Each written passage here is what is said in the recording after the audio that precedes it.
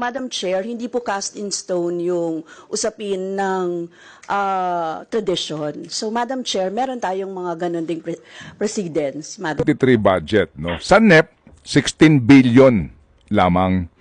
Paglabas po ng GAA, 28 billion na. 11.6 billion ang naidagdag. 2023 ha. 2024 sa NEP, 16.5 billion lang. Paglabas ng GIA, 28 billion na. 12.1 billion, 73% ang in-increase. Tanong namin dito, kailan pa po nagkaroon ng open public hearing para pag-usapan po ang budget ng Kamara? Yeah, actually yan, kasama yan sa dinidiscuss kapag deliberation ng budget. So nagkakaroon ng portion kung saan dyan ay... Kailan pa po ito? Kailan pa po ito pinag-usapan in open hearing? At who defend the budget of the House? Ang nagde-defend po niyan ay member of the House din. Kasama siya doon sa plenary deliberation. Pero wala So, ito sa every time, committee, ma'am? palaging pahuli yan eh. Wala ito sa committee? Sa committee, wala po sa committee. Oo. Ay bakit wala sa committee, ma'am? Oo.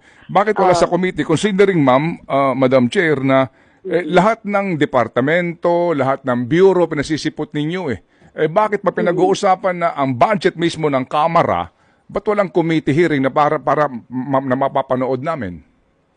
Ano po siya, kasama siya ng parang mga attached agencies din na dinideliberate. O nga no, wala po sa committee hearing yan. Anong attached agency? Palaging Anong attached agency?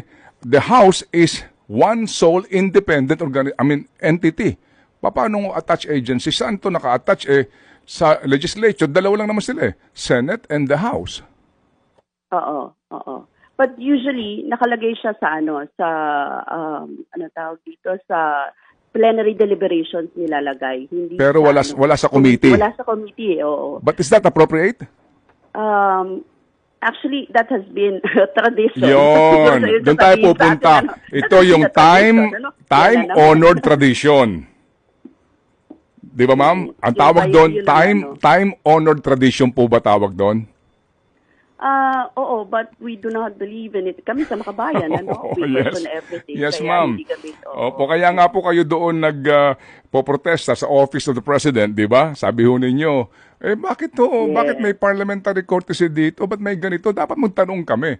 So siguro kami ngayon na taong bayan, tatanong din, bakit ho sa Makabayan Block hindi kayo mag-invoke ng ibasura natin tong time-honored tradition o parliamentary courtesy at tumawag kayo ng committee hearing sa budget mismo ng Kamara? Actually, pwede naman i-entertain yung suggestion na yan. I will ask, pwede kami mag-meeting ng Makabayan.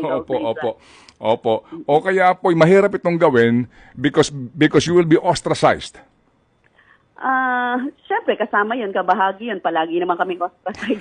Hindi na kami bago doon, Ted. Ibig sabihin, kahit naman anong gawin namin, we're in the opposition. Yes, talaga yung Opo. Pero ma'am, just to stress the point, kayo mismo nagsasabi na walang imbitasyon ang Makabayan Block sa anumang committee hearing on the proposed budget of the House of Representatives.